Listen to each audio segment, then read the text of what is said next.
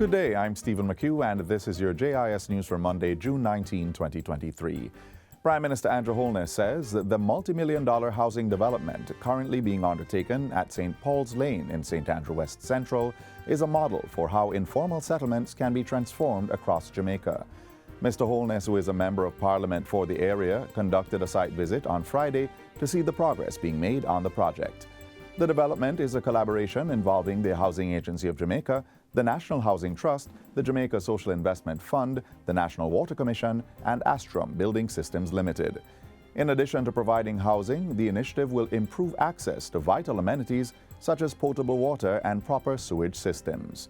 Prime Minister Holness says 12 more units have been added to the complex, bringing the total amount to 36 units. What we have decided to do is to create a program that can be scaled up and used as an example in similar communities. Mr. Holness also visited the community of Compound, where CEMEX Jamaica is using concrete to pave roadways. The residents are quite happy. It is going to uplift the community and improve the quality of life of the residents here. The nation's schools will soon see even greater technological integration within the education sector. That's thanks to Friday's signing of a Memorandum of Understanding between the Universal Service Fund, USF, and eLearning Jamaica. The partnership will facilitate the continuation of tablet distribution and the installation of connectivity systems. Chief Executive Officer of USF, Daniel Dawes, says $1.2 billion was pledged to the National Broadband Initiative last year. A similar amount has been set aside to continue the program this financial year.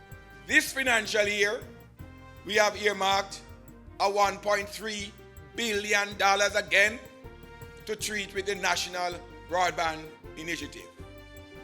And this is about ensuring that our secondary schools and our primary schools are outfitted with reliable, high-quality broadband services.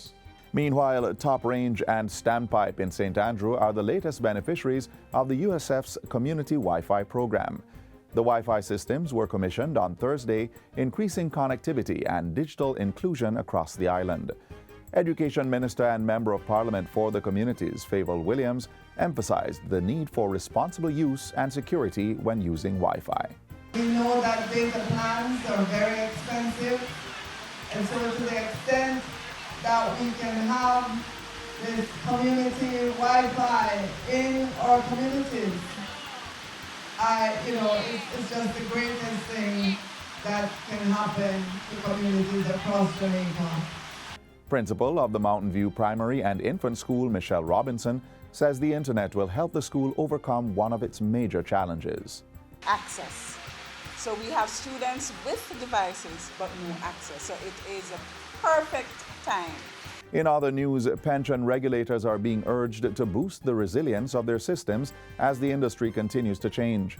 The call comes from Executive Director of the Financial Services Commission, Major Karen Burrell, who says fund supervisors must carry out their duties effectively to meet sector trends and regulatory updates. Major Burrell maintains that these will help supervisors make informed decisions that benefit pension plan members and beneficiaries. As pension plan supervisors, our responsibility is indeed immense. We can assist the financial future of countless individuals who rely on pension plans for their retirement security. By embracing sustainable investment practices, leveraging technological advancements, managing risks, fostering transparency, and committing to ongoing professional development, we can ensure that pension funds remain robust and resilient in the face of an ever-changing financial landscape.